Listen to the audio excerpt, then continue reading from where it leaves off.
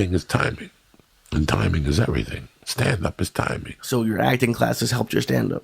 They all helped everything. They all helped everything. But what happens is now, when I go to an acting class, I just get bored.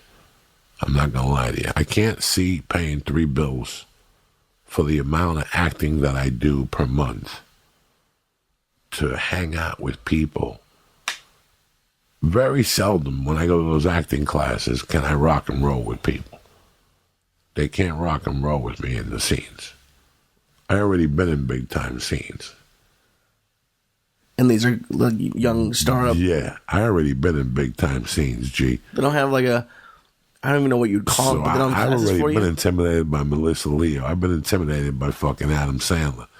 I've been intimidated by Robert De Niro. I've been intimidated by a ton of fucking people, you know, from Dean Cain to fucking Denzel. I've been intimidated by a lot of people. You're not going to intimidate me. Bro, I was in a room with James Coburn. Fuck. You know how intimidated what I was? But after the first line, I started making eye contact, and that's what acting's all about. Because you have to let him know you're in the fucking room too, cocksucker. But it has to transcend through your eyes. Your eyes are everything. That's why before you go into an audition, they always tell you to think of the moment before, what the character you think, what the character was doing the moment before. Your imagination tells you what. Before he comes in here to shoot you in the fucking head, was he outside doing jumping jacks? Was he in his car saying goodbye to his daughter? Was he, you know what I'm saying? So as you're walking up the stairs, what's your thought? You have to go there when you go into an audition with a scene. And I'm just using that as it could be you walking into a room to fire somebody. It could be 1,000 different things. Do you think you're better at, even like just, we're going to break down acting, do you think you're better at improvising than like a trained actor is just because of your stand-up? Like, I think okay, being let's be honest here. I always say that I've been doing comedy since 1991. I didn't really focus on the writing and the whole art aspect of it till 93. So in reality, on paper, my first 2 years of comedy were garbage. But there was something else I learned those 2 years, why they're not garbage, why I have to count them. Because I was a house MC at the Broker in Boulder. And I MC'd there every week for $50 a week. And I bombed pretty much every fucking week. Jesus. So I gave up on material and I became an improviser. And at that time, I started doing comedy at a black club called Club Mix off East Colfax. Black night on Sunday nights. You had to improvise, Lee. So I improvised till 1997. It got less and less because down in LA you can't improvise. When there's agents in the room and you start talking to the audience and trying to be cute, there's no more nothing.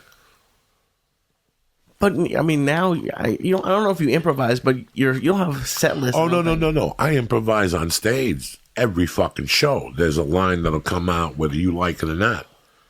That there's improvised material, because when I started as a comic, the first 6 months I believed that I could be a writer, but I bailed on it. And so what I would do is get one hook to go into a show, and then I rested on my laurels of improvising. So my show became 50-50. So let's say you called me up and said, Joey, I got a show for you. You got to do 30. Even though I know I have 30, I got 18. But I'm going to improvise for 12 and pray to God that it all works out. Ooh, and how often will it work out, though? Not too many. Ooh. Not too many. That's a long time to improvise. That's 12 minutes of improvising. So, but guess what, Lee? 1 out of every 5 shows, I hit a home run out of the park with the improvising.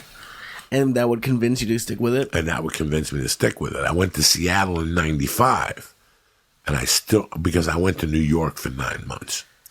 And then in New York, people come out and go, how you doing? My name is Lee. I had a fucked up day today. What do you do, sir?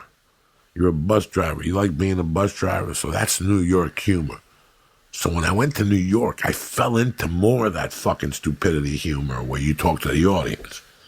When I got to Seattle in 95, I still had that stupidity humor that I'd talk to in the audience. When things got dangerous, I got into a mode where I would go into improvising into the audience. And sometimes sometimes Lee, it was fucking phenomenal, but sometimes it was just god-awful.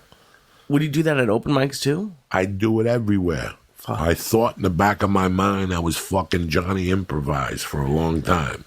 And it got me nowhere, but it did get me material. I was going to say... And it did teach me how to take chances. So if you improvised and found something you liked, you'd write it down at the end of the night? Fuck yeah. Okay. But what I mean improvising also is talking to the audience. Crowd work. Crowd work. Crowd work is a bad habit. If you're doing it right now, God bless you. I'm not putting you down at all. But I never liked crowd work. And I did it. And I did it well. But again, it was 50-50. So here I was going on stage with the set people. So let's pretend I had 15 minutes. I would have 3 minutes of material.